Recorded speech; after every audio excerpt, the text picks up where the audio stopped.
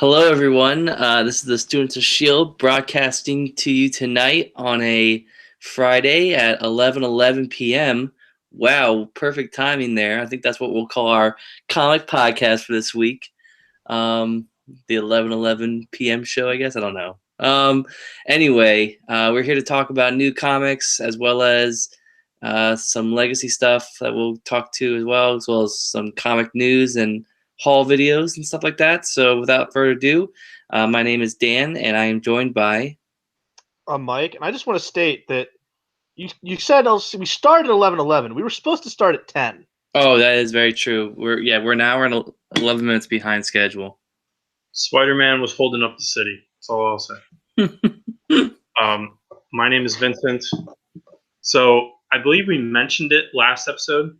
This past weekend, three of us plus some others not on the show went to Phillipsburg Comic Con in Phillipsburg, New Jersey, and it was a little small, decent show. Surprisingly, big name creators, and then we hit a couple stores afterward. For you, a couple. For me and Dan, it was like 5 throughout the whole weekend. Yeah. It was basically what turned into what we thought was going to be a miniature version of the Harrisburg trip we take. Basically, just turned into another version of the Harrisburg trip. Yeah, it was pretty large in scale. So Phillipsburg Comic Con, on a scale of 1 to Electro, how would you rate it? Wait, how is Electro the max on this scale? It's a reference to a show that we basically already steal the premise of anyway. Oh, okay. I would give it like a 6. I thought it was. I probably would give it a 7.5. Compared to Wizard World, which is obviously, in terms of size, a bigger show.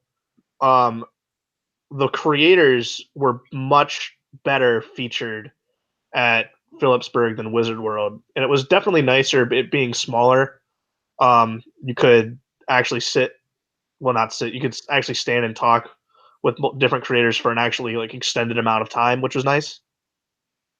Yeah, I would agree. I think the advantage with having a con, the small, was you definitely have more chance to talk with like the different visitors and guests, whereas the amount of vendors obviously suffered. But I mean, like you said, we went to a bunch of other stores this weekend, so that really wasn't so much of an issue.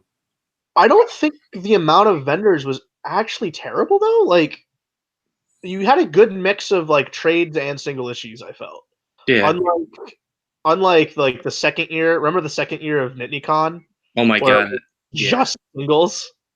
Yeah, it really tapered off there. So it was a fun weekend, and a few of us have some haul stuff to show off. Dan recorded a haul on his channel, Mandak. So go watch that. Dan, do you have any quick summations, highlight stuff, or things you want to show? Yeah, just some quick things I thought I'd go over. Like Vince said, my haul's on my channel, so go check it out. Some of the notable things that I picked up at Phillipsburg were these 3 issues of Iron Man. So you have Iron Man number 8, which is actually the oldest one I have now to date. And then you have Iron Man number 11, cool Mandarin cover there. And then Iron Man number 14. And then in terms of trades, I got a lot of stuff. The deal of the weekend, though, which actually wasn't at the Phillipsburg Con, was this Invincible compendium, which I picked up for $20. But everything else, like you said, you can go see on my video. But yeah, lots of deals this weekend for sure. I'm curious to hear your thoughts on Invincible. Yeah, I have the first 2. I haven't started reading them yet, though. Yeah, I'm really excited to start reading that. It looks like a really good book. I guess I'll do next. I don't have the only thing physically I have to show on camera, and I think I showed it on the first episode of No Man's Land. So I picked up the first volume of Superman and Batman by Loeb and McGinnis, and then Michael Turner's arc is in here as well. Today, this is not from the con, but I was stopped in an Ollie's relatively close to where I live today, and I picked up Galactus the Destroyer, which good creative team. So I'll report back if I ever read this and see what I thought. But running down the trades I did get, I got Flex Mentallo, Alan Moore's Top 10, Kevin Smith Green Arrow, Superman Dark Knight or Metropolis, Batman Birth the Demon. I finally found Batman the Cult, which was a book that I've been looking for a while. Vince showed him off a couple episodes ago when we spotlighted the Justice League issue, Justice League America issue we read. But I picked up the the 2 volumes of Wonder Woman and Justice League America. I got the Thor Ragnarok's trade. I got Batman Contagion, which now means I have to get Legacy Volume 1 and 2 to fully complete that story, which I might be kicking myself a little bit over about that. And then the last 2 books I grabbed were JLA's Volumes 6 and 7, which I bought directly from Joe Kelly and had him sign for me. He was the creator I talked to the most at the show, but I will say everyone I talked to was great. Walt and Louise Simonson were fantastic. Mm-hmm. Rags Morales was cool. Leela Gwen was there, so I ended up buying Bad Luck Truck #1, had her sign that. And I feel like, was that everyone I got signatures? No, it wasn't. Lee Weeks was there, and he was great to talk to as well. I had him sign the second Batman annual and his Looney Tunes one shot with Batman FUD. Cool. I'm gonna try and run through my stuff quickly. I got a handful of reprints, collections, and I'm gonna group them in sections. I got some cheap volumes of Postal, which was Brian Hill's kind of breakout thing. He's currently writing Batman and the Outsiders, which we talked about last week. The Violence, which is Ed Brisson's breakout thing. None of us are reading anything by Ed Brisson currently, but he writes X-Force, and he was writing Iron Fist, and I don't know what else off the top of my head. Then 2 Valiant books. Not much to say there, at least on those Valiant books. And then some Marvel stuff. We've got Steve Rogers' Super Soldier. I just thought you would have already owned that. No, there's still like surprisingly like 4 or more books from the Brubaker run, which I don't have just because there's so many total. Chaos War, Hercules, Thor event, I guess. It's not that good. Immortal Iron Fist Complete Collection Volume 2.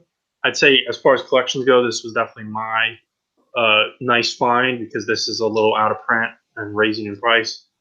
So I paid cover price for it, which is pretty high. But this was also at a buy 2 get 1 or buy 1 get 1 store or whatever it was. Buy 1 get 1 free. Yeah. Mm-hmm. And then we have Uncanny X-Men Quarantine, just a random Fraction era trade because the complete collections kind of skip certain things and they're weird. Does that crossover with when they relaunched Adjectiveless X-Men? No, it's the same era. Yeah, I know that. I know that they were doing zombies in that, so I would have figured that ran over.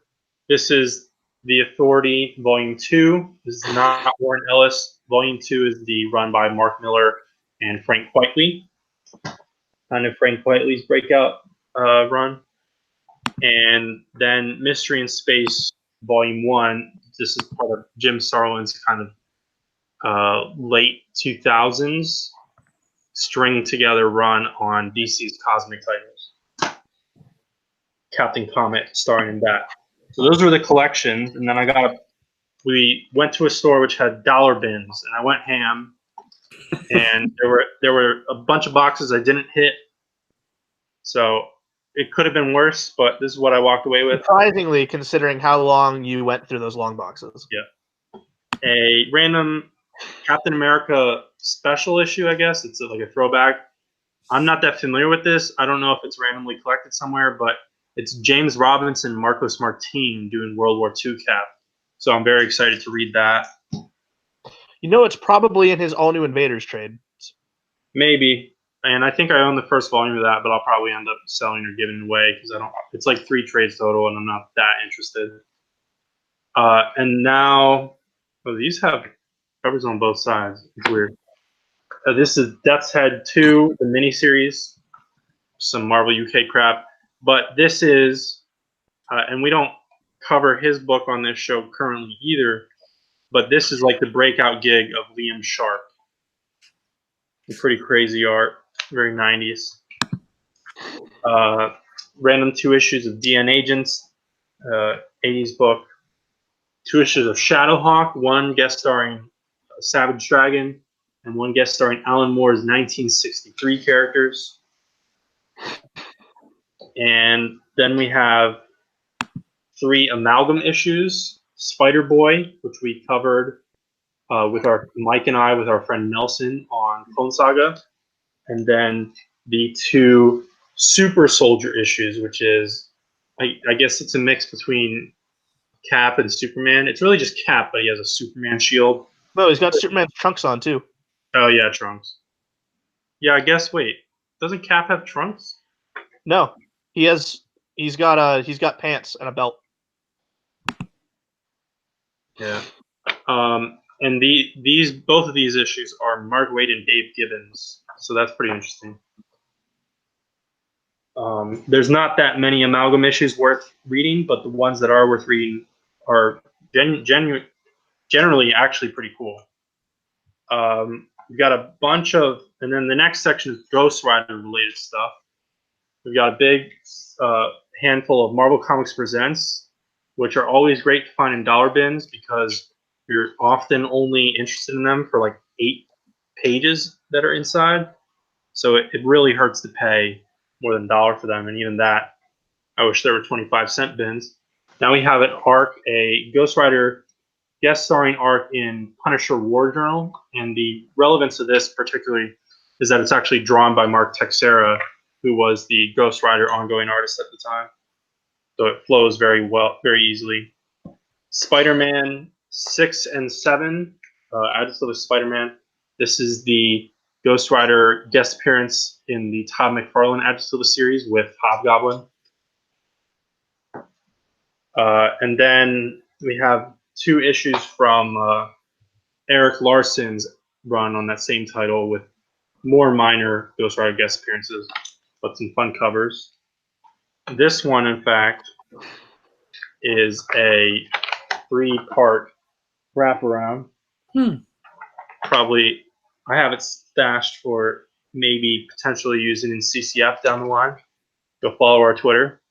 Nice. And then the 2 issues of X-Men where Ghost Rider crosses over. And this is post-Claremont. Claremont leaves at 3. This is 8 and 9. But it's still Jim Lee. And then the rest of this whole chunk is all Valiant issues I didn't have and needed for my checklist. So that's fun to come across. But the only one I'll really call attention to is Exo Man War number 0. Nice, shiny, hollow by Joe Quesada. Of course. So altogether, I believe I bought 49 issues. Should have found one more. Rounded it out. But it was a very long day indeed. Lots of fun had. And more hunting coming later. Yep. Wizard World Philadelphia is in about a month. Yeah, I think June 16th is the Saturday, which would be the day we'd go. Yeah.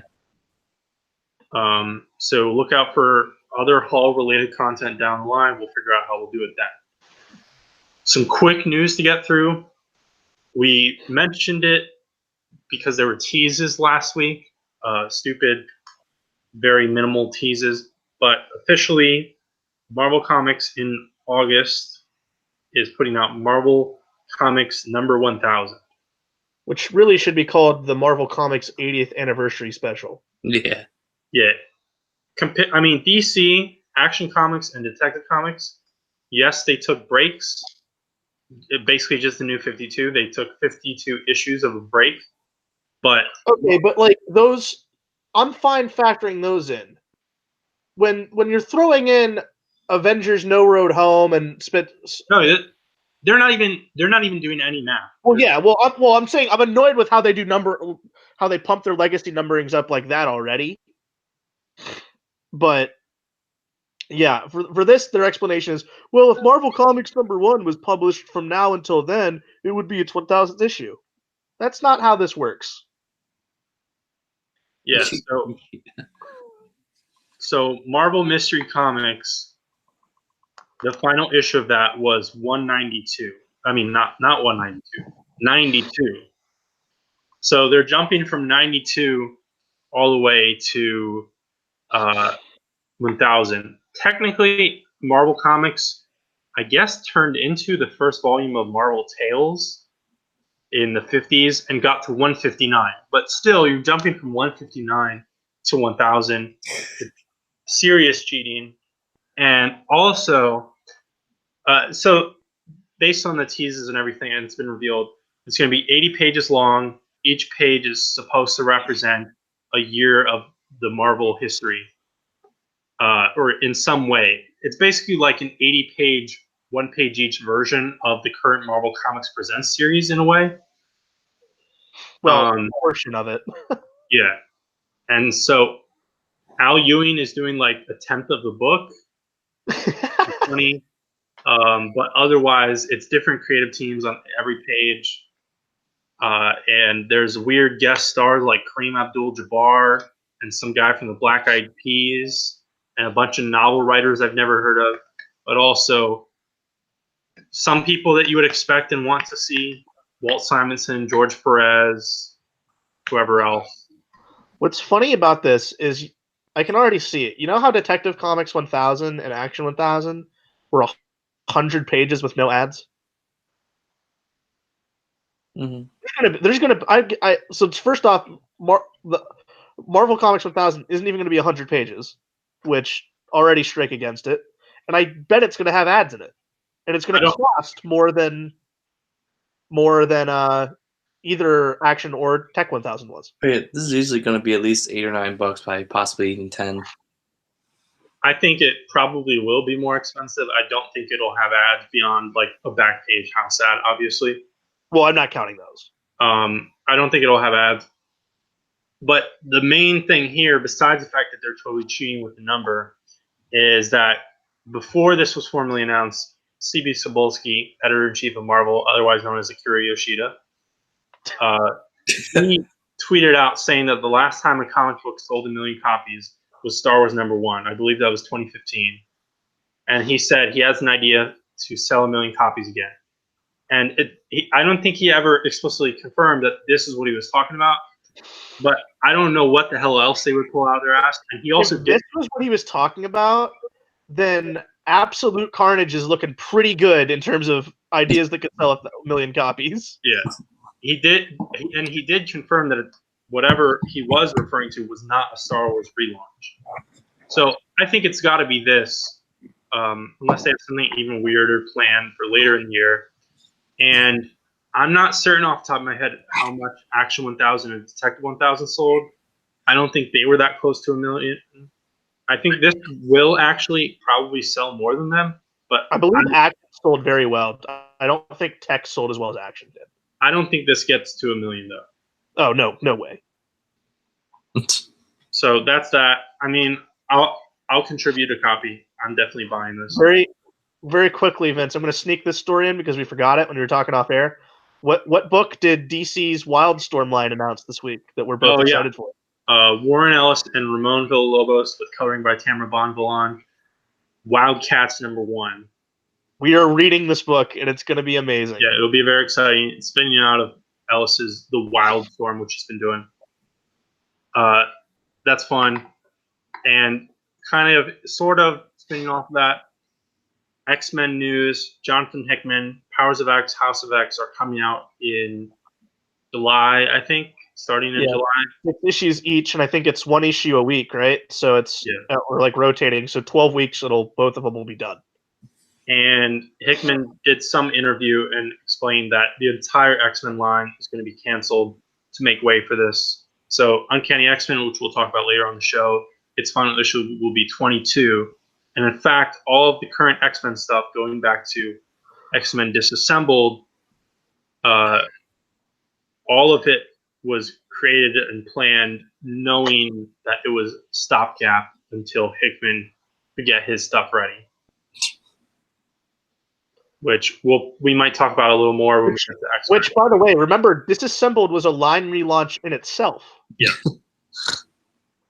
Well, you almost had 2 line relaunches in a way, depending on how you look at Rosenberg officially taking over with 11 or whatever it was. It was it was the annual, and issue 11 was okay, we're now back to like this is the regular standard book, not like a weekly series.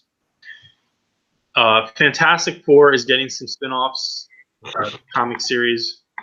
I know the slot book does all right. I think it does very well. It's not like top of the charts, but Future Foundation is going to get a book by Jeremy Whitley, and there's going to be quarterly specials similar to what they've been doing with Venom.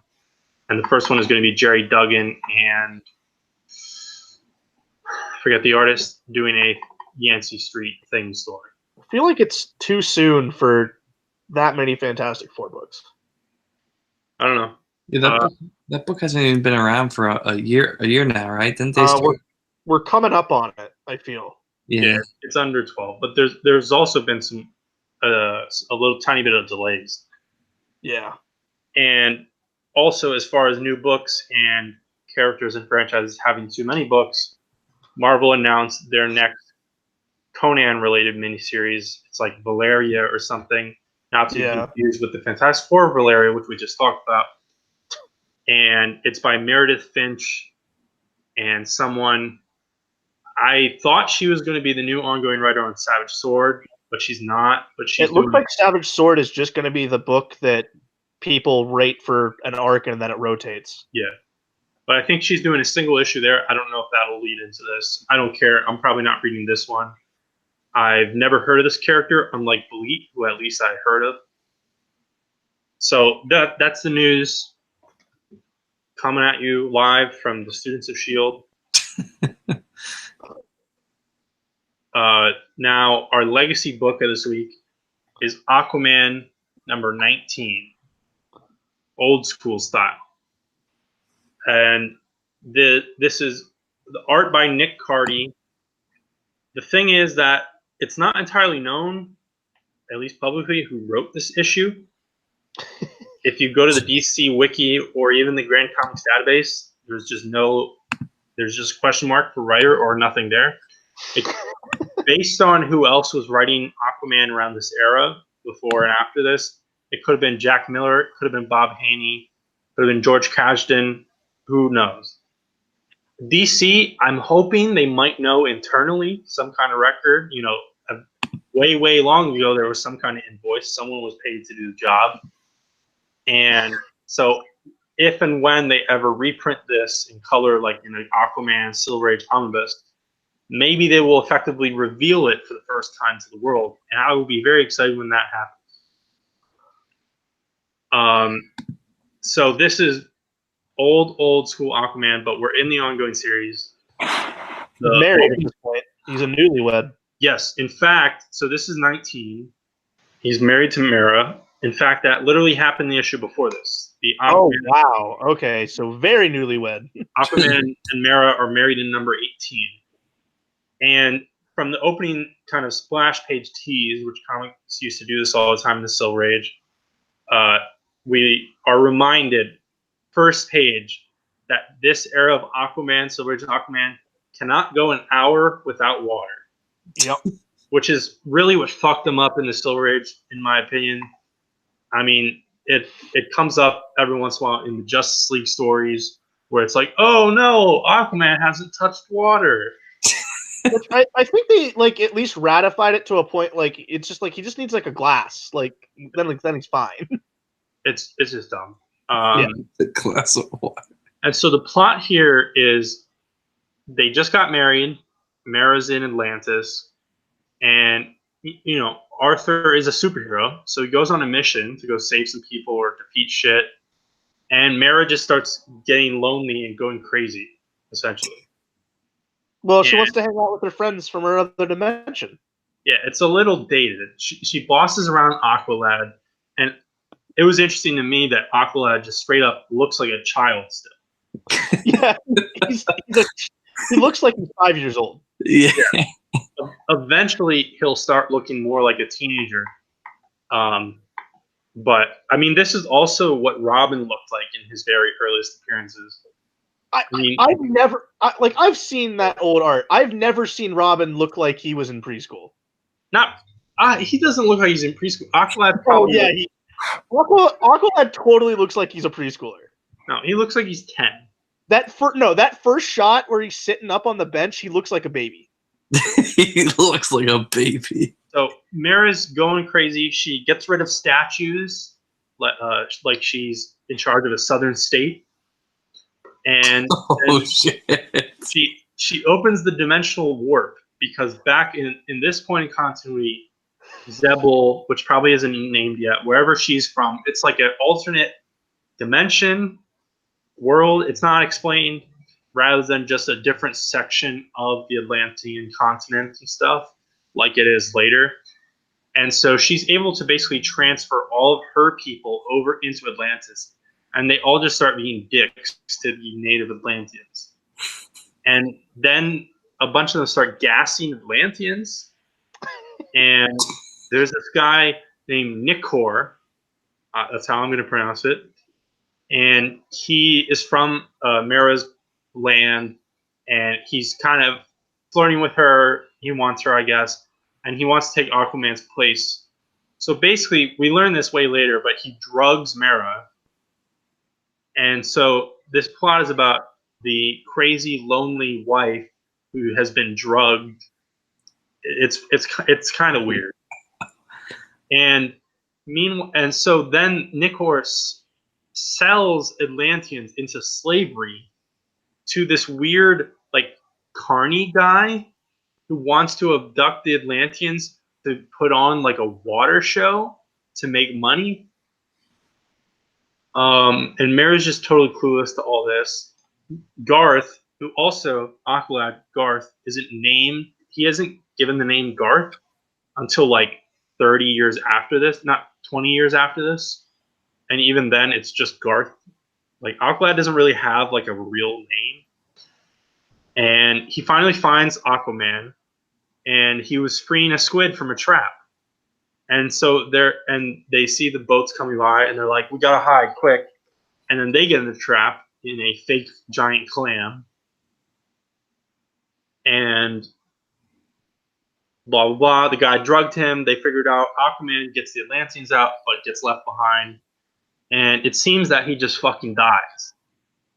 He gets put in like glass jar, like you would do to a spider, and an hour goes by. He doesn't touch water, so he just dies. And so they're like, well, it's a corpse now, so we'll just dump it in the sea. But obviously, he didn't die. And I will get back to that because I think it's hilarious. It is the greatest explanation ever. So Aquaman's totally fine. And meanwhile, the Atlanteans have come back. They've taken back their city. And they've dumped Mara as well as Nikor to the depths, like way deep in a trench. So Aquaman swims down to save her, but it's like, we can't go back up. And suddenly a crab monster comes out of nowhere and starts fighting them. Nikor sacrifices himself, and then they're able to open the warp again and then reverse warp or whatever, so they're totally fine. And that's it. It's an insane plot of like Mara getting drugged and then this carny guy. A lot happens in just one issue. Yeah, it's like a 24-page story or something like that, and it's pretty dense. I mean, it's not like it's super smart or anything, but no, it's stupid. It takes a while to read, and not in a bad way, in my opinion. It's dated, but I don't know how to describe it. I massively struggle reading Silver Age DC books for this reason. And so then, again, they got married in 18. This shenanigans goes down in 19. And then the new status quo going forward is that Mara's not going to get lonely because she's going to start just going on the missions with Arthur.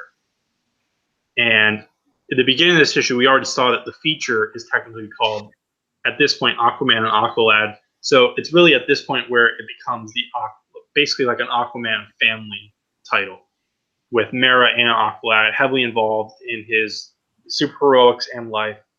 And not too long from now, we'll get Aqua Baby, who is conceived and born in the same exact issue.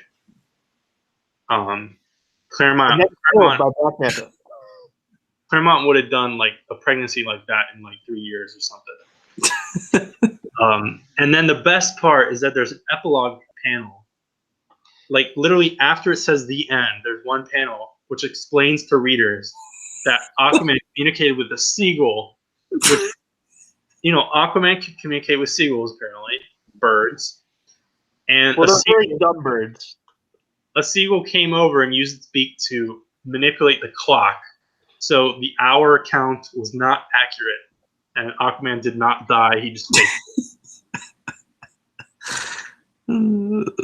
So Mike already talked about kind of struggling through it. Dan, what was your general thought?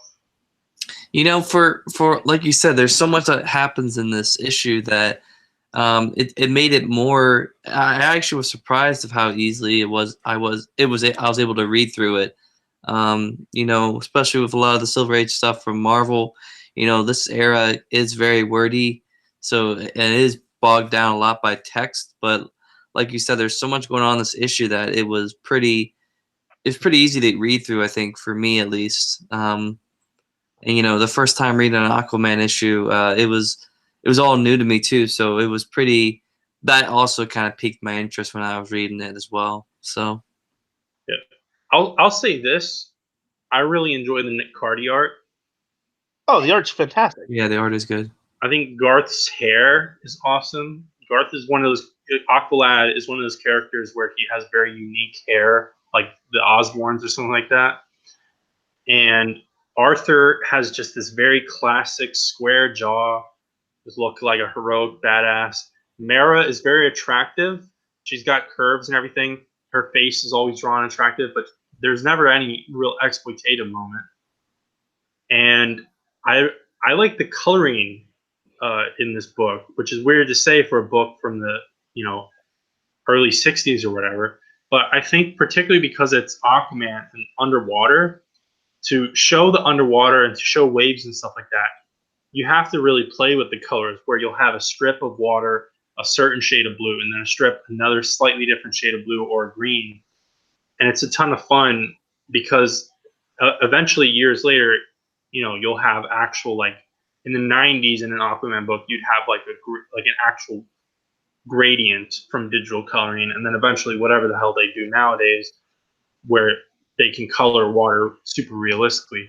But it has a really cool visual aesthetic back then in this pre-digital coloring era. Definitely. So the retro book we're going to read next week, I spun the dial. We got May 1964 from Marvel. And we could have, 1964 in Marvel, lots of interesting options. And it came down to Sergeant Fury and his Howling Commandos #7. I'm so excited. So that should be fun. I'm so excited. Tune in next week for that. And now we're going to talk about the new issues of the week, which came out May 15th. We're going to do some DC first. Mike, start us out. So I'm going to start off first with Batman #71 by Tom King, Mikael Janis, Jorge Fornes, and you mentioned Aquaman was colored great, and this issue also colored great because Jordi Belair is coloring it. Yep. But this is The Fall and the Fallen Part 2. Kind of picking up where we left off after the last issue. We have two stories going on here. We have one in... I'm guessing both of these happened, but it looks like Batman is still feeling like the adverse effects from being drugged from the Nightmares arc, because we have Batman assembling his army that he says he was going to get at the end of the last issue, but also a sequence where Batman's visited by Bane and Flashpoint Batman in Wayne Manor. So we're trying to figure out what's going on. The long story short is that because Gordon still doesn't trust Batman after what he did in previous arcs in King's Batman, and Batman gets into a fight with Bane, and it's played like he loses, but he on the other sequence they're going to Arkham, which has been established. Bane has been basically living under Arkham Asylum, conjuring his master plan. But the best of the Bat family is kind of like, I don't know what you're talking about. Alfred doesn't know what you're talking about, and Tim Drake tries to help Batman, and Batman just punches him, and that's juxtaposed with Alfred telling Bruce that Bane's broken you mentally, not physically like the last time they kind of fought. So Batman's still feeling effects from nightmares. I don't know how to fully feel about this. Art was fantastic, specifically the sequence of Batman appearing out of the grandfather clock by Jorge Fornes. But I'm excited to see where this goes. If if anything, we were definitely answered to what Batman's army was going to be, as it's Tim Drake, Barbara Gordon, Batgirl, Duke, Orphan, Cassandra Cain, and Huntress, And Damien. and Damien. Yeah, Damien's there too. So that answered that question. We did get one little moment of them calling Dick Grayson, but he still doesn't know who he is, so he doesn't come. And apparently, Jason Todd is a villain, or like he hates Batman again right now, so he's not showing up because he tells Batman to take a crowbar and shove it up his ass. Yeah. So, and Steph doesn't pick up the phone for some reason. I'm gonna guess, which is odd because I think Steph was trying to. We left the last time we saw Stephanie was Young Justice #5, and she said she was going to try to reestablish a relationship with her father. So I think she's kind of not doing the hero thing right now. I think she's on a break. Well, that was my question. You read Young Justice. Is Connor still wearing the leather jacket, or did he get a new costume? Because I know he has like his hidden family stuff. He's basically wearing the '90s costume. The jacket's different. Okay. Because we see Tim like in Young Justice for one panel here, and I was curious if that like you could basically place this between Young Justice issues based on that. But I guess have no idea how this works because it looks like they're all in. They're fighting like samurai warriors or something. So I have no idea what they're doing. Um, I'm guessing this definitely takes place after the Gemworld arc. The art in this issue was great. Otherwise, I don't really get it. Either both of these things happened, or I was thinking maybe one of them is still like a nightmare dream, or maybe neither of these happened and they're both ways that things could proceed. I'm thinking they both happened, but not in the way Bruce saw it. I think the parts with the Bat family definitely happened. I just don't know the sequence of events.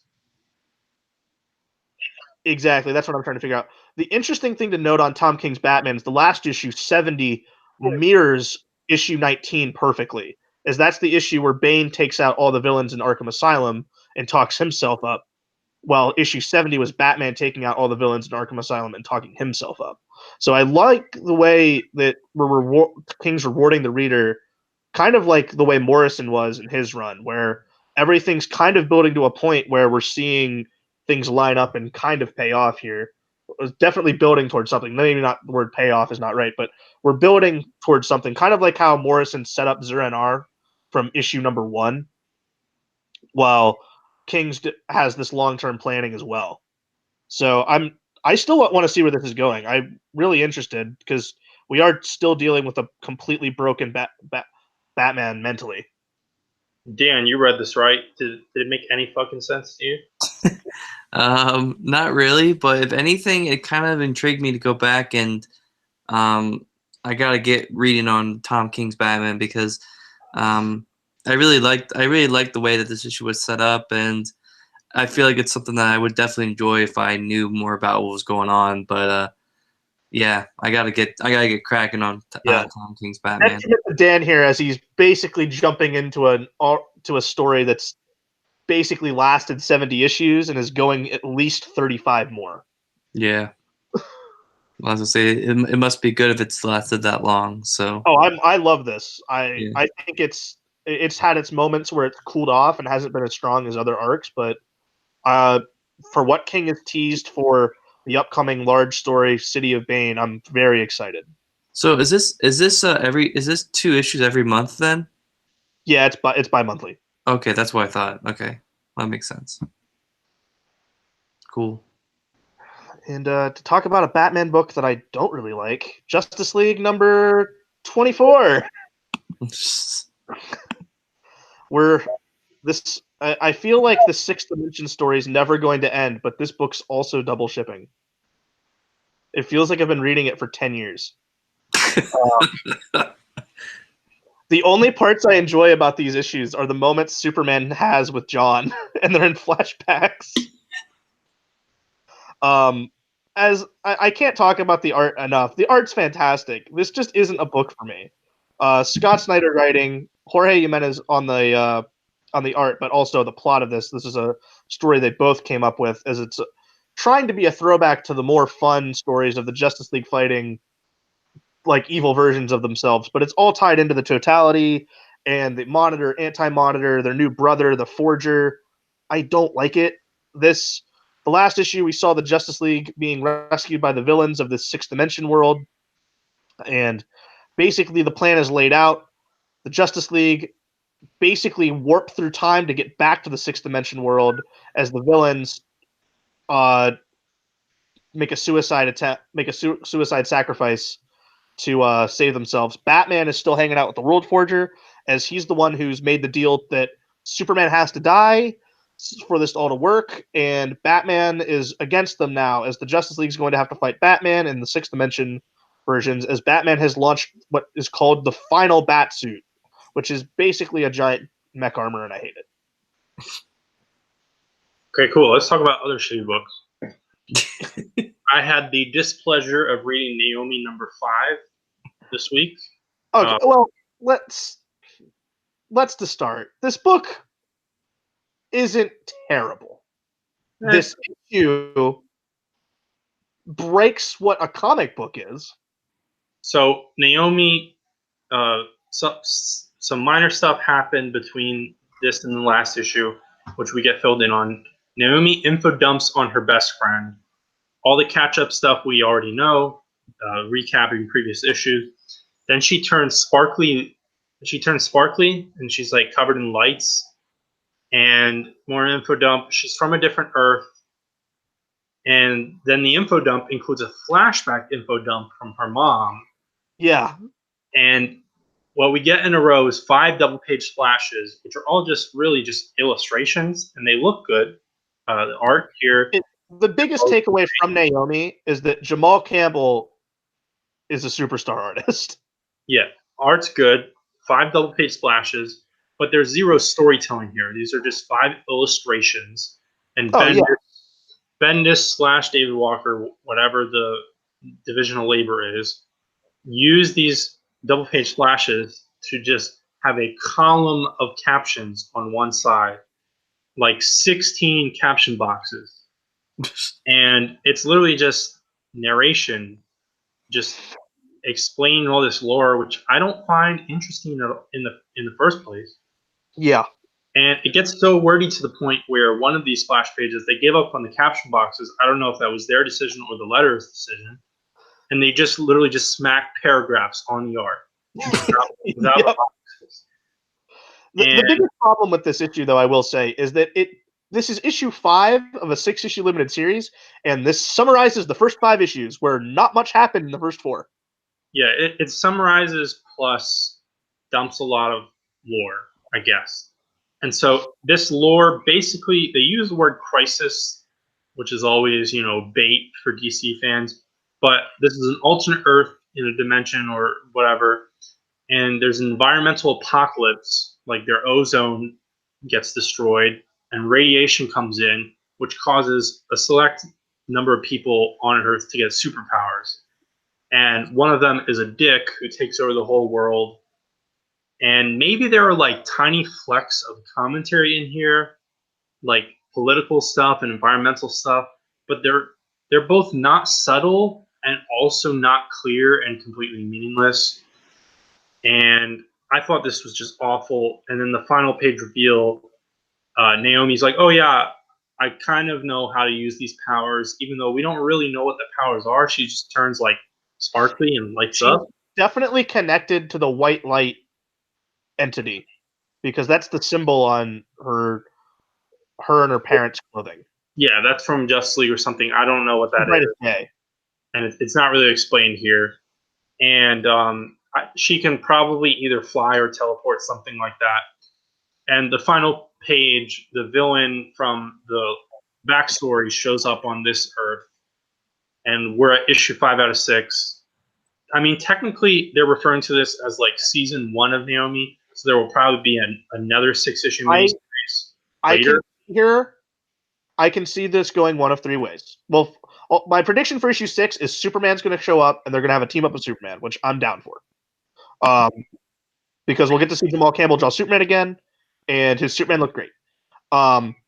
Next, I see Naomi either getting a season 2, being part of the Leviathan Year of the Villain event that Bendis is orchestrating, or she's joining Young Justice. So, issue 5 out of 6. This isn't an origin story to me. Origin stories have conflict, they have growth, and characters learning stuff. This was 4 issues of basically absolutely nothing, then 1 issue of a giant information dump and lore dump, which the lore is not interesting. And so then I guess the 6th issue we have a big fight. And I don't know, I kind of hate this series. You're more harsher on it than I am. It's very rough. I'll say that. I'm more excited to see what happens after this than this contained. I'd like that. I'm at least interested in Naomi enough to where she comes from, where I'd like to see her have more growth on a team book or something.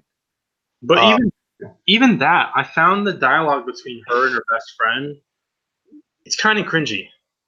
And it's not great. Like I said, this is, I think, the weakest issue of the whole book, obviously, but I wouldn't mind seeing her put on Young Justice at all.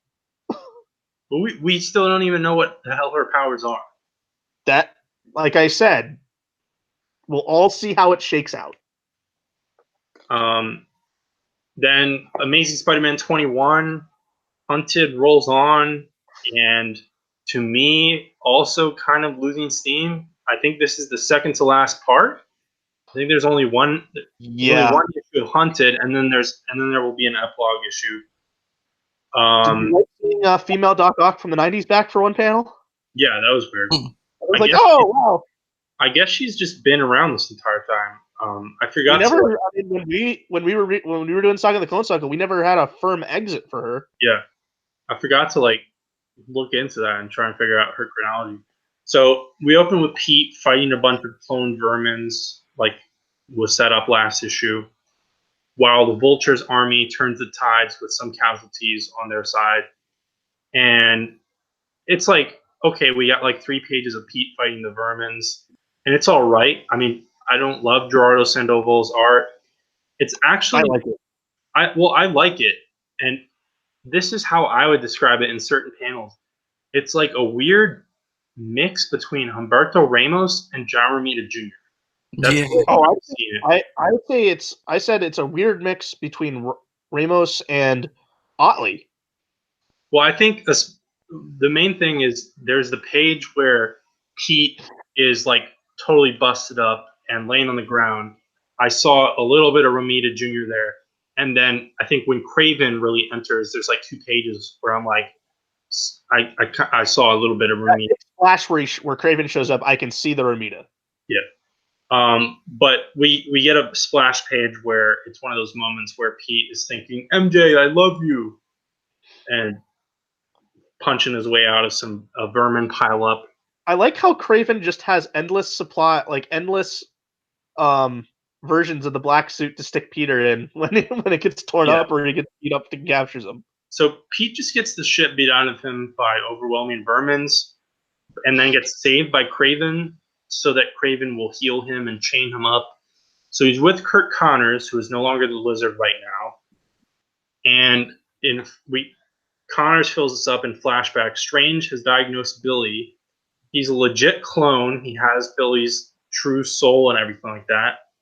But because of that, he knows that his father ate him I like this. in the infamous S.H.I.E.L.D. story.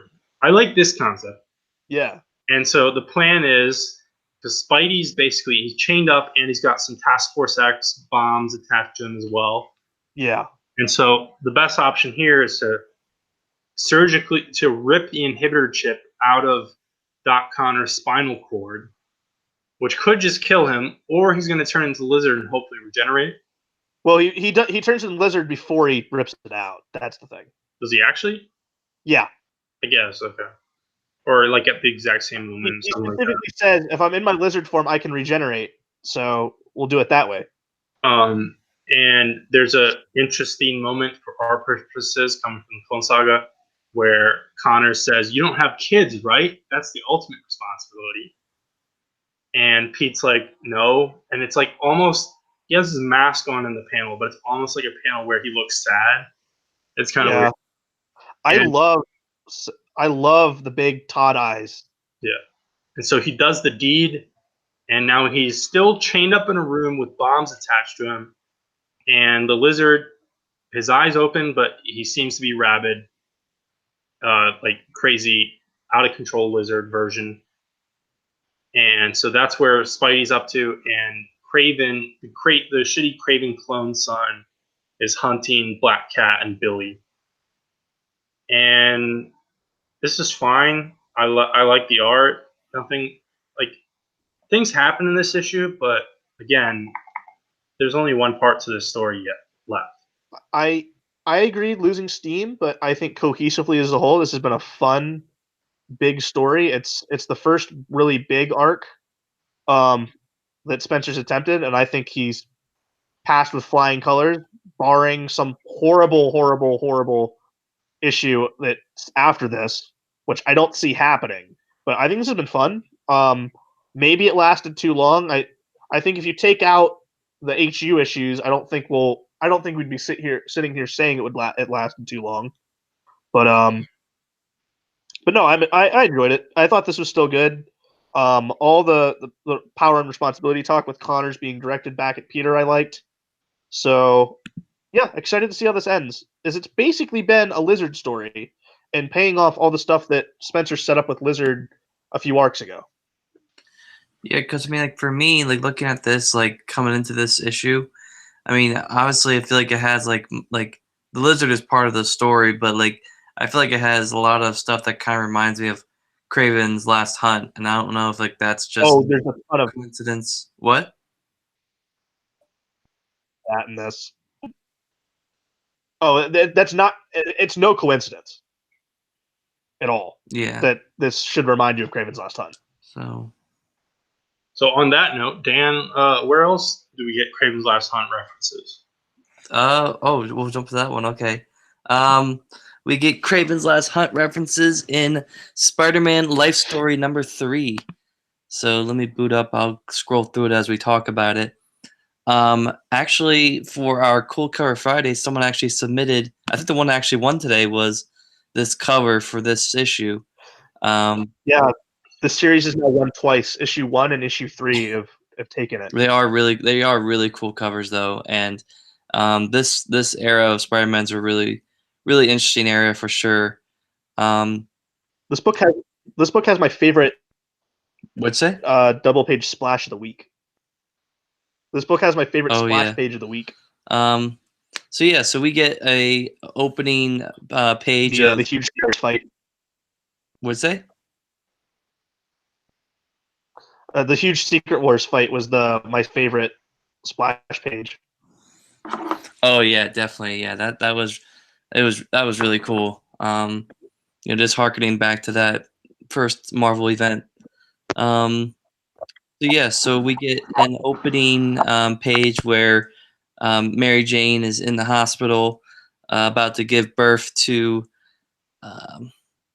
2 kids, I guess. Aunt May's with her, and then she looks at asking where Peter is, And then, like you said, we get that nice splash page of the Secret Wars. And Spider-Man just reminiscing in that era, and well, not really reminiscing, but just thinking back to that era. And it's really weird. I mean, you guys can probably chime in here if you want, but I'm just a little confused as to why Reed Richards is so old, Pete's so old. Like when Because back Peter then. ages in real time.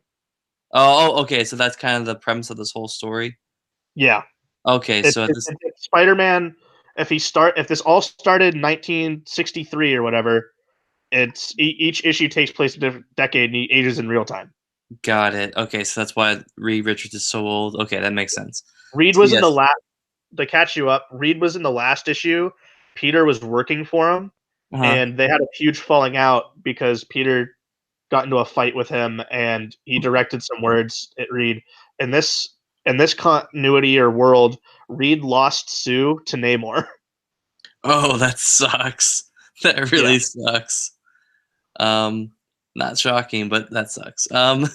So yeah, so Pete's in this the Beyonders world, talking with Reed and Hulk and Thor, and then we get the origin of him getting the symbiote suit.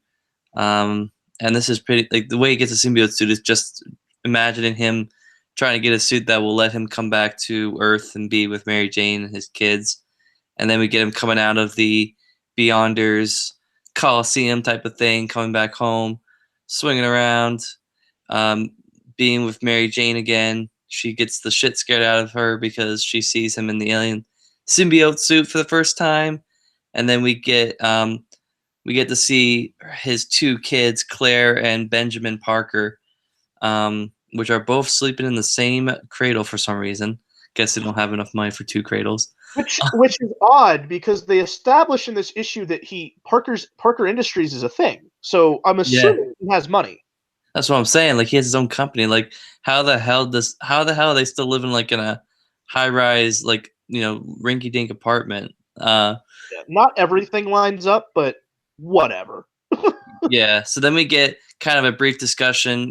Mary Jane's kind of catching Peter up on everything that's happened since he's been gone, and there's, I guess, been a nuclear war between Russia and the United States, and we get like, because like of all the heroes being gone, it's kind of hasn't been a lot of people to defend America, so we've had like Vision try to stop a nuke, and the nuke lands in Allentown, Pennsylvania, which if we're looking at it, realistically here, we'd all be what say?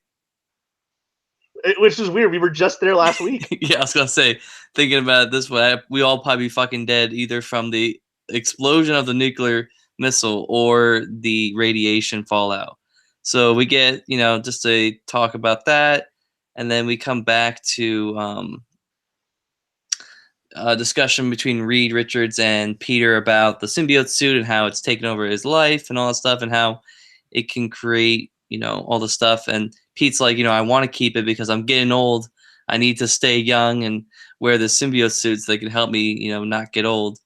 And so I'm not sure if this happened in the 80s, but he actually has the suit changed to look like his original red and blue suit. I can't remember if he did that in the original comics because I know like what'd you say? No. Yeah. He didn't have like control over it to that extent. Well, no, he throws the suit in the tube. But he goes and visits Reed, and then he puts it in the containment tube, and then we see him putting on the old costume. Yeah. So yeah, so we did. Yeah, the first fight against Kraven, he's not wearing the symbiote. Yeah, so that's kind of where the end of this whole thing ends at, because you get a nice argument, not really nice, but you get an argument between Mary Jane and Peter about like how Peter needs to, help his family out, and how he just wants to go and swing around and be Peter Parker or Spider-Man the whole time. And then we get the Kraven's Last Hunt kind of reference where Peter goes after this guy who's has a shotgun and dressed up as a Spider-Man symbiote suit and is killing people. And then he gets shot and put into a grave, just like in Kraven's Last Hunt. And the symbiote suit saves him. Yeah, and the symbiote suit breaks him out, and I think that's where the issue ends. Well, So, that and we see Pete ends up getting rid of the symbiote, and then it visits Craven and wraps himself around him and stops him from killing himself, like in Craven's Last Hunt. So I'm guessing we're gonna get something with Spider-Man versus Venom Craven in the '90s issue. Yeah, and actually now I'm looking at it too. There's also like once Pete gets out of the grave and is wearing the symbiote suit, he kind of looks like he kind of looks like he kind of is not like Spider-Man anymore. He kind of looks he's basically like Venom at this point. Yeah, he Venoms out. Yeah, and he's on the verge of killing Craven when Mary Jane shows up with like this sound gun thing that separates Pete from Venom and then the symbiote, and then Pete's back to being normal. And then, yeah, like you said, tries to kill himself. He doesn't. So, I mean, you obviously touch on a lot of the main two aspects of this era: the Secret Wars, symbiote suit stuff, and then Kraven's Last Hunt. But yeah, it's good. It's nice to revisit this era in a new context, I guess. So, what do you guys think of it? I thought this was the strongest issue of the series so far. It's the one I definitely most enjoyed. I don't know if that's because I thought this was the best that Bagley's pencils looked for this issue, or I've now had 2 issues to now fully ingrain. Okay, this is not going to be Marvel's, but solely on Spider-Man. It's Zdarsky completely reimagining things in his own way. Which now that I've got that after 2 issues, I can fully adjust to that. I like this the most. As we've started to see more things kind of pay off and unfold as we're going along here. And I do like that we are completely addressing by this point. So Spider-Man's been active for 20 years at this point, in this world. So I do like the addressing that he is getting older. He's not going to be as fast as he was in 1963. So I thought the way that all the symbiote stuff was handled well and creative. I guess my only kind of I wouldn't even say this is a complaint. I'm just kind of jarred at how dark and kind of cynical this book is since it stars Spider-Man. It's kind of a depressing book. Yeah. I'm not adjusting, and I don't like this. It just gives me a headache. In that Secret Wars splash page, okay, it's Secret Wars. Most of the characters are there that should be there, but Rogue is in her Uncanny Avengers costume, and I don't know if you noticed, tiny behind some people, Cyclops is wearing some kind of jacketed monstrosity, and of course Spidey, this weird Bagley thing which we saw last issue, he has like shoulder pads and weird shit. But at least we don't see him in that costume that much. What Vince is saying here is that he doesn't like fun. Yes. And then the part we didn't actually touch on, and what annoyed me, is that in the end of the issue, MJ takes the kids with her and moves out of the house. So Pete is now sulking with a dementia-struck 90-year-old Aunt May in his apartment now. She's totally going to be dead by the next issue. Yeah, and I don't know. Like Peter, again, responsibility. Peter Parker's going to fight. Also, there's a Rorschach cameo in this issue. There is. But I don't like it. You guys can talk about Daredevil, because I didn't even read this one.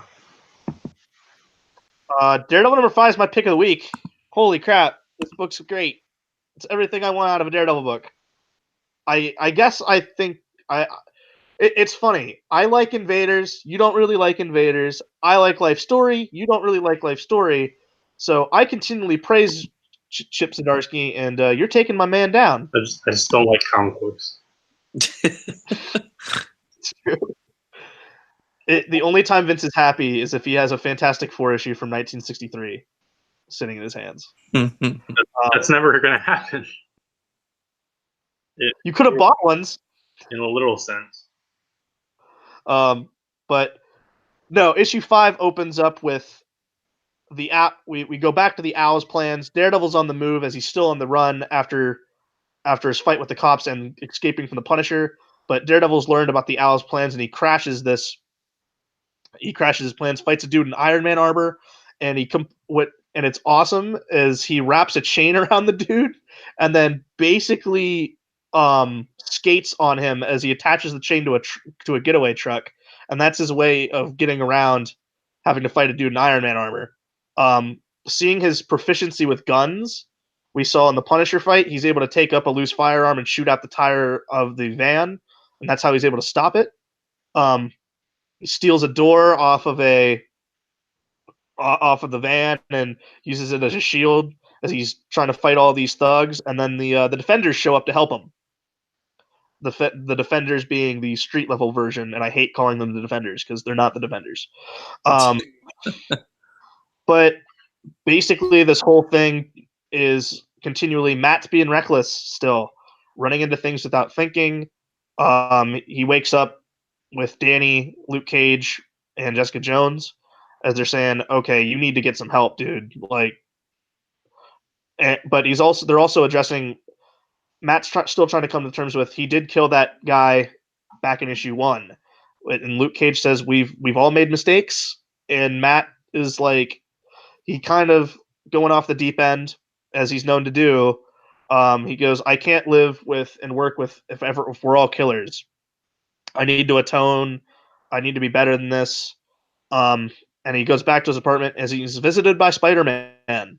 So it's the first time in a while that we've seen Peter Parker Spider-Man and Matt Murdock Daredevil interact. And Spider-Man kind of just as good of a friend he could be because they are friends. He speaks to him. I like that there's not a fight here. He comes out and Spider-Man comes out and says, "You need to stop.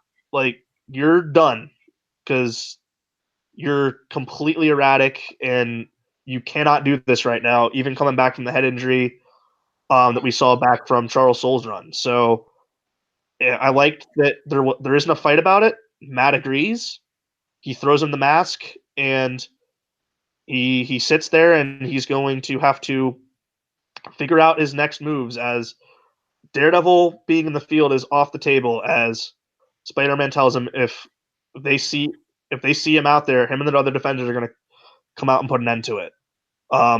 This book continues to be great. Marco Cicchetto's action scenes are mesmerizing. They're just great. This is my pick of the week. Everything in this issue is great. Yeah, I really like this issue too.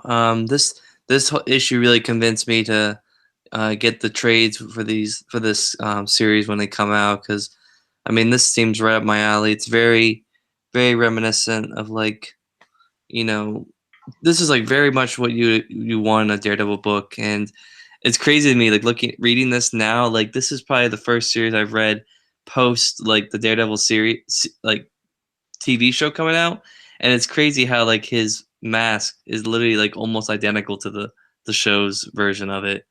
I It mean, is, but it's still the Daredevil costume. Like yeah, I'd say the line. I guess you're talking about like the texture lines of like the sewing on the mask.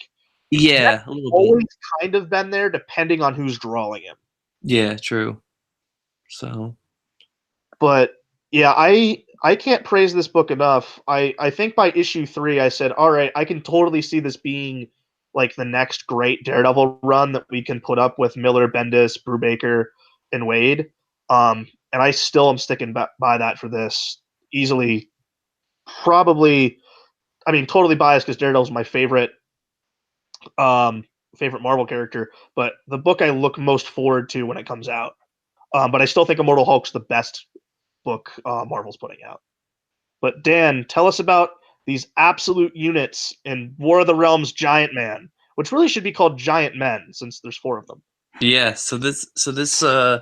this issue is called A Few Giant Men. So this is a book that takes place between War of the Realms numbers 2 and 3.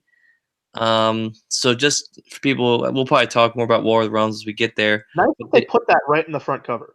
Yeah, they kind of just summarize it. It's pretty much just everyone's favorite villain from the MCU, Malekith, coming to Earth and destroying everything and giving Laffy, King of the Frost Giants, who was also in the MCU, claims of North America. So we get an opening with Scott Lang, I guess, sitting in a cave somewhere, and we have Freya, Thor's mom, I guess like trying like messaging him from like afar, telling him that he needs to go after Luffy and stop his Yeah. evil plans. She's been kind of giving everyone missions, and she's in War of the Realms. She's kind of basically she's been a huge focal point so far. Yeah, and it's funny how like I mean she looks kind of young compared to the movies. I mean she looks like probably like Thor's age, but I mean whatever. Oh, she's a god. And yeah, and she also doesn't know how to put on her makeup because it's like she's crying and shit, and like it's like they actually draw her like with the makeup coming down her cheeks. Anyway, Well, she's been so fighting, and Loki just died. So yeah, so Loki just died, and she's basically telling them that they have to go to Florida, I guess, because that's where Luffy's hordes are at, I guess, and he's telling she's telling him it's like you're gonna have backup. You got a few people who who will help you on your way, but like she's just telling him too like you're also been going into like frost giant territory, so you're gonna have to blend in with them, and if you don't, they'll pick you out pretty quickly. So uh, he's assembling his crew, so we get a bunch of different Ant-Man related characters that join the group. The first one he runs into is Malhotra, aka Giant Man. And I guess this is from Nick Spencer's run, so I still have the complete collection. I gotta read that, but I guess this guy becomes Giant Man because Scott Lang gives him the Giant Man suit to wear in that run, I guess. Um, so he's the first one he meets, and then he runs into Tom Foster, who is Bill Foster's nephew. I'm assuming Bill Foster is still dead at this point, right? yeah, Bill Foster's still dead. Rest in peace. So we meet up with A him. guy who hasn't come back after Civil War, Yeah, I was gonna say it's been what, like 13 years or something. something like that. Yeah. So and then so the three of them are talking. And they're like, "What's this trembling?" And they look up, and fucking Eric Jostin is just sticking out in the freaking woods as high as he can be, being like, "Hey, what's up, guys?" And Scott's like, "Get the fuck down. We're trying to be covert, and you're up here as tall as you can be, 65 feet in the air. Leave it to Eric Jostin to be that stupid." Anyway, so he's considered Atlas at this point. I'm not sure. I'm pretty sure he got that title back in the 90s because the suit he's wearing looks very 90s to me. Yeah, Thunderbolts. What do you say? He's Atlas from the Thunderbolts. Oh, that's right. Okay. So the four of them kind of figure out where they have to go, where they have to get into to get to Luffy, and they're kind of thinking about what they need to start wearing to get in there. So they kind of put on these disguises of to look like frost giants, painting their faces blue and all that shit, and they start walking into and I'm not sure they start walking into this area, and I'm not sure if this is like a reference to Yellow Jacket, but the place they're walking to is called Yeehaw Junction. I'm not sure if that's like because it looks kind of looks like a Yellow Jacket. I don't know, probably not. Anyway, so they're walking in. They're all dressed like frost giants, and they're walking through this market. People are kind of questioning them about who they are, and they kind of get tipped off because they have these like dogs or whatever that can tell if someone's not a frost giant. And then pretty much the rest of the issue is them trying to run away from these dogs and these frost giants that find out about who they are, and they get trapped at the end here. I think by all these like it's like a huge cavern like hill thing, and then you have all these dogs that kind of surround them. So that's kind of the end of the issue. I might have missed a few things, but um, this is something that I might actually read the next issue of. It sounds cool enough to have like these four Ant-Man related characters kind of teaming up to take down Luffy, and I'm kind of excited, a little bit intrigued to see where this goes. So So sticking with it. yeah, I might stick with it for another week, see how it goes. If you stick it with her too, you might as well stick it out for 3. It's only 3 issues, right? Well, yeah, I guess if that's the case, I might as well read it all then. So we'll see. All right. We're back to the best book Marvel's publishing, The Immortal Hulk, number 17, my lucky number. This book was on a slight hiatus for a second, but now it's back out. The last issue we left off with Bruce Banner referring to himself as Joe, so we all figured Joe Fixit was coming back, and he is. As Bruce is still running around the Shadow Base, getting hunted by Bushwhacker. But the persona he's now using is Joe Fixit, as Banner. So the whole thing going on now is, all right, well, when was he able to start using Hulk personas as Bruce? And he's actually able to fight like Joe Fixit. He doesn't have Hulk powers, but he's able to at least get a good few shots in on Bushwhacker and escape. The lights and the Shadow Base are still being used to mimic sunlight, so he can't turn into the Hulk because he can only turn into the Hulk at night. But what he does is he's able to escape to a computer room and hack and get control, and he pushes up the light so high to, like, if we're paying attention, you have UV radiation. And basically, he pushes it so high that he overloads the base with gamma radiation. So I don't think it works like that. I don't think it works like that, but whatever. This is a shadow base. It's an army shadow base in the Marvel universe. Who's to say that they don't have a bunch of gamma radiation lit in their lights? I thought it was crafty and cool. So he just basically plants a gamma bomb in the place. As after Bruce is shot up by Bushwhacker, we get another moment of him terrifyingly transforming into the Hulk, which this version of the Hulk now has like 4 heads sticking out. It just every time he transforms, it's more and more disgusting. I'm just looking at it right now. It's so gross. Yeah, it's just John Carpenter's thing each time. But the big takeaway here is the directors of the Shadow Base getting back to what happened with the body of Rick Jones. They've been experimenting and basically just piecing crap together with it, and they've basically bonded that to the body of Abomination. So they've created a new Abomination that's a true Abomination. So it like, I'll say this: I thought the Hulk moment was disgusting, and then they said "Hold my beer," and the Abomination is much more disgusting, as it's like half of a fish dude with it looks horrifying. So Hulk's gonna fight this guy, and oh my god, I love this. Sounds wild. Oh, it's awesome. Yeah, the art on this, I'm just thumbing through it right now. The art on this looks really awesome. Yeah, Um, Joe Bennett absolutely kills it on this book, especially with the um with the Thing-esque Carpenter transformation sequences. yeah, definitely. All right. Uncanny X-Men number 18. We know this is ending at 22, I believe. So Matt Rosenberg, clock is ticking for his fill-in run. So kill everyone.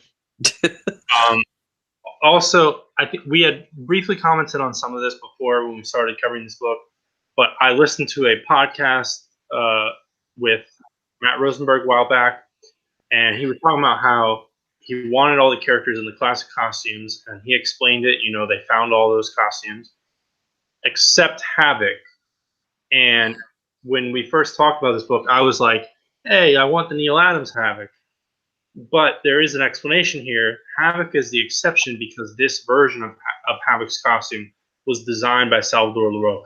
Yeah, I said that back when we were talking about it 5 episodes ago. I think I may have said it, but Rosenberg confirmed with me listening to that podcast that LaRocca specifically requested that. Like, hey, can I draw this character the way I created them? Or reinvented them? So, actual plot here, Wolverine quits the X-Men like a bitch. So, bye-bye. He has to quit because he's got that Infinity Gem, and he's got to go be part of that. That series is coming out. And the X-Men roll up on the Marauders in a subway station, and they think that the Marauders allegedly killed a bunch of Morlocks. And the Marauders pretty explicitly claim that they have no idea what they're talking about. They have no connection. They're confused. There's a quick fight. They surrender. And then Chamber just murders all the Marauders. Except for Harpoon, who stabs him in the back. And his harpoon, I guess, neutralizes Chamber's powers. It's kind of confusing because Chamber should be very hard to kill because he doesn't really have any organs whatsoever. He's just made of fire. But whatever. Chamber, he doesn't technically die until later, but Chamber is also dead, and all of the Marauders. Which, granted, none of these Marauders are like super crucial major characters. They just work as kind of a collective villain. That's how the Marauders work. So whatever. And then Mr. Sinister shows up, kind of just like to flex on the X-Men. Like, it's not really clear why he's there. He just wants to talk to them and bully them. Mr. Sinister shows up to flex on the X-Men. That's a statement you just uttered. Isn't that also always what Mr. Sinister does? Yeah, right. Yeah, he talks shit on Havoc as the worthless Summers brother. Not true, by the way. Yeah, I mean, he's definitely the second best Summers brother, but it's not like there's crazy competition. I was gonna say there's not. And Mr. Sinister like makes clones and then turns into a giant, or has a giant monster. It's kind of weird. Havoc goes ham, just all out with his powers. Probably one of his biggest feats in a long time. But he overexerts himself so much that he starts turning translucent, which is not good, I guess. And so he's kind of hospitalized for a bit. And then Shan, Karma, she quits the team as well. So we're getting characters dying, characters leaving. And then we finally get back to this Emma stuff, which was the actual tease at the end of last issue. And as we said before, I guess she wiped everyone's memories, but Scott may know something, or at least Juggernaut possibly knows everything. Yeah, okay, whatever. And Emma Frost even admits that. She's like, oh, Juggernaut's a fucking idiot, so it doesn't matter. It's almost like the book just comes out and said, none of this matters because it's getting canceled at 22. Yeah. And so Emma Frost is with Mystique, and I guess the big reveal here is that previous appearance of Captain America in this book, which we commented on before, those have all been Mystique. Which I guess makes sense since real Captain America's in jail or something in Tennessee run. But I'm okay with that because I thought some of the Cap stuff was slightly heavy-handed earlier. Yeah. So this works for me. I don't know. This issue was kind of meh to me. I mean, we got a bunch of pointless deaths, a bunch of characters leaving with weak motivations. The entire Sinister segment, I'm like, I don't get this. It doesn't make any sense. It's Matt Rosenberg wanted to squeeze Sinister in there, and he wants to touch as many characters as possible before his day in the sun's over. Also, this issue was not drawn by Salvador Larroca. It was a fill-in artist, and it wasn't terrible art, but it was a definite step down. And my main conclusion, actually, what annoyed me the most is that this cover was kind of a lie. This cover prominently features Emma Frost, and she's literally on one page at the very end. She's on the final page. Yep. So I was annoyed, but like, I don't know. Like, I'm sensing a theme with you this week. I was annoyed with. Yeah, I basically hated every single book this week. My pick of the week is Aquaman number 19 from 19. No, that can't be your pick. I don't care. It is. That's hilarious.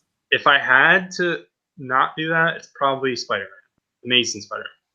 Yeah, but I'll be honest though, like this issue really is all over the place. Like, I have no, like, I don't know, maybe this is just Nothing because I'm matters.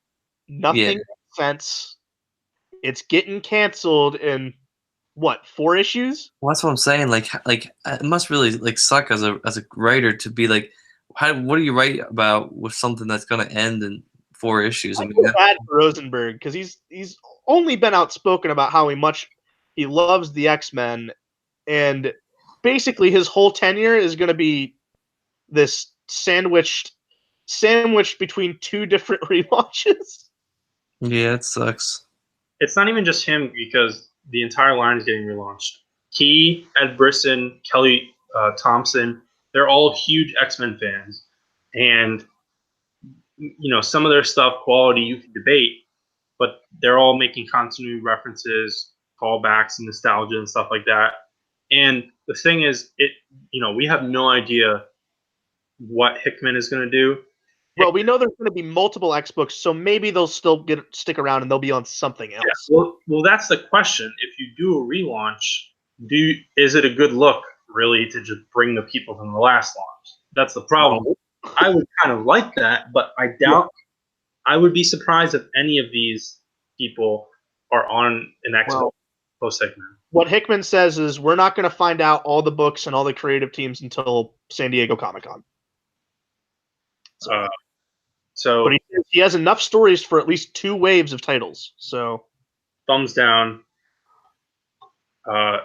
Mike, carry us into the last issue. All right, War of the Realms, number 4. The Stand at the Black Bridge. So basically, this is kind of a reload issue where we're resetting and showing where everyone is again. We have this moment with the Punisher and some Dark Elves, whatever. We got Daredevil talking about how he thinks he failed because the Rainbow Bridge is destroyed. No, right. I'm sorry, but like just to interrupt you real quick, I'm looking at this cover. It looks fucking awful. I don't care. Like, oh, like Art Adams? No, this cover looks so busy. I don't like the logo. There's nothing about this that makes me want to go out and read this. I hate to say that, but continue. Sorry about that. Oh no, I'll say that. I'll say this. I don't hate this. It's fun, but it just doesn't have with them coming out right and saying, "Oh, Loki's getting a series, Jane's getting a series." Odin dying in the first issue and then coming back and then dying in this issue. I'll get to that point again.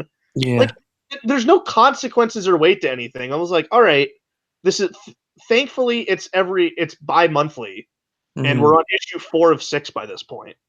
And it's moving fast, so we don't have to suffer through like 6 months of this. Yeah, summer of it. But yeah, it's fine. It's just a giant fight and a giant war. Have fun with it if you can, but I totally understand if you just want this to get past and end. I get that. But I think anytime Aaron She-Hulk talks, I hate it because he's basically just given her basic Hulk speech and just dumbed her down to the point where it's like I kind of find insulting. But yeah, we're checking in on all the teams. The main takeaway from this is Freya's fighting Malekith in Europe because that's where he's laid claim to from back in issue 3. They were fighting over the Ebony Blade. Tony Stark and Shuri have conjured up a new weapon for this, and it's an Iron Man army. It's an Iron Man armor for Odin. Yeah, that actually is pretty dope. Yeah, it's cool or whatever. I would have actually preferred to see Iron Man, fight in this because he's basically just been off with Shuri inventing stuff. But Freya and Odin are reunited, and they launch a whole fight as the Black Mist is all going around him and whatever, and they make a last ditch effort and basically make the sacrifice play. And Thor is completely recuperated as he's grabbed a new arm because he lost his other arm back when he was in Land of the Frost Giants fighting all the Frost Giants. So he grabs the arm of the Destroyer armor and just straps it on, and he's completely fine, and he's taken charge here. So Thor's going to be back in the fight in the next issue. I do appreciate that we have a map at the back of these books showing who has what territory. But yeah, more big fights. That's all this book is. Big fights. Yeah, this to me kind of read all 22 of these tie-ins for big fights. This whole event like I mean, on the surface, kind of reminds me a little bit of like Fear itself, a little bit. I mean, I don't know, maybe. I no, I get that, especially with it being tied to Fear itself was tied to Asgard and whatnot. Yeah, But I liked Fear itself more. yeah, Okay. because I had more grounding to it, because you had like JMS's stuff, like because they came to. Then wasn't there like a fight in New Asgard in Oklahoma?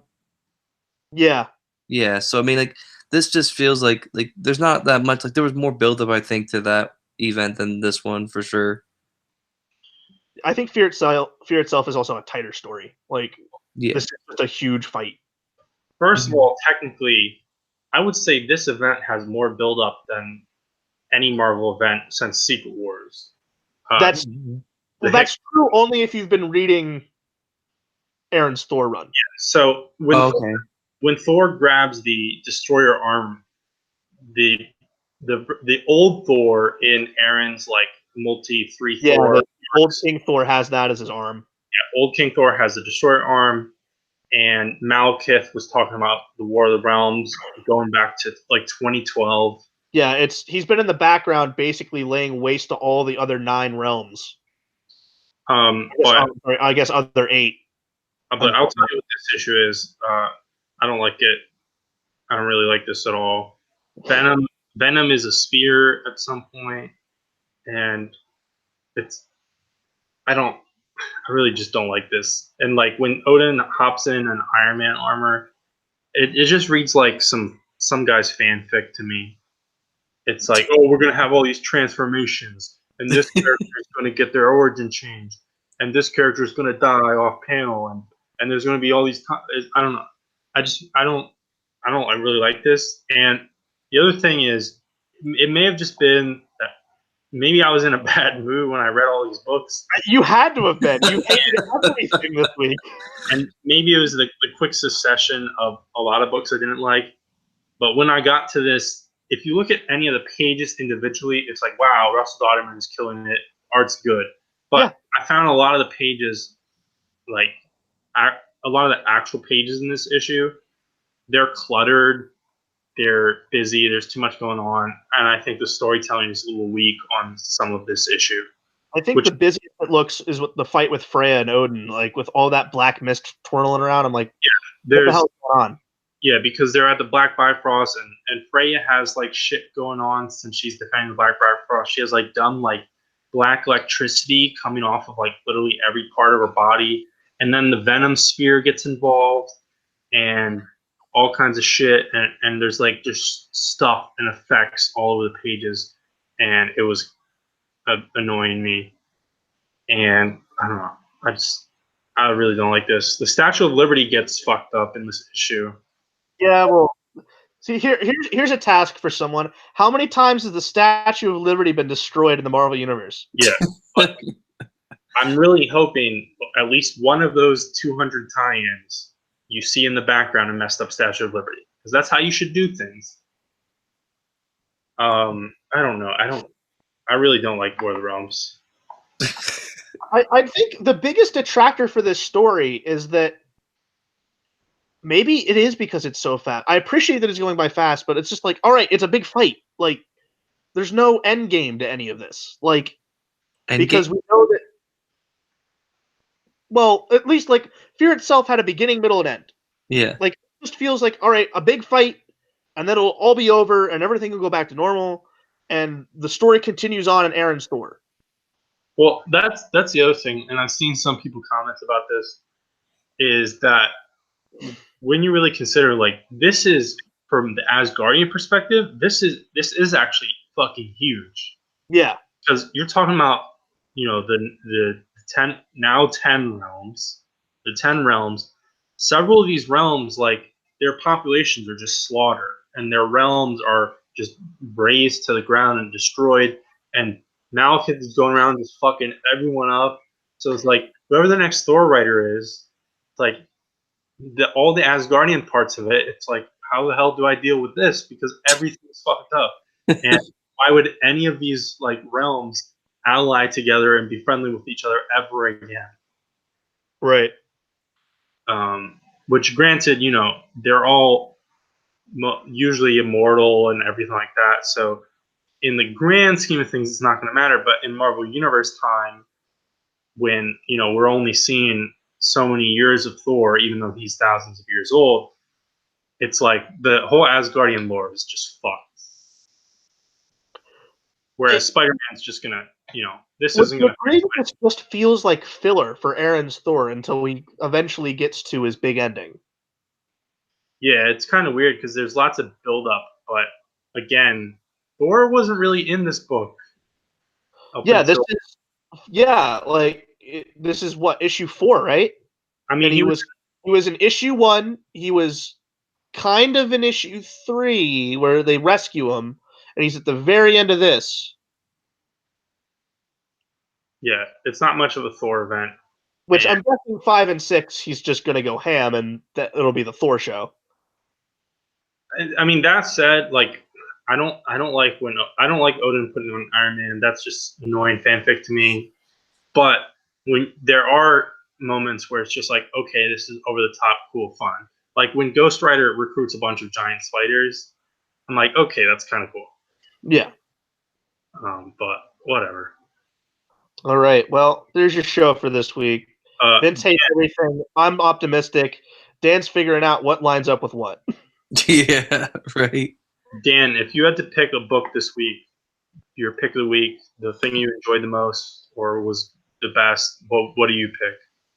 I would probably go Spider-Man Life Story number 3. All right. I enjoyed it. It's definitely something I'm going to try to get in trade probably, or if I could just track down the issues in the dollar bin eventually. I really like that concept, and yeah, I mean, like obviously reading the issues from that era made it more enjoyable for me. Got to harken back to that time period, but yeah, that's probably my pick of the week. I like that we all had 3 different ones. Yeah.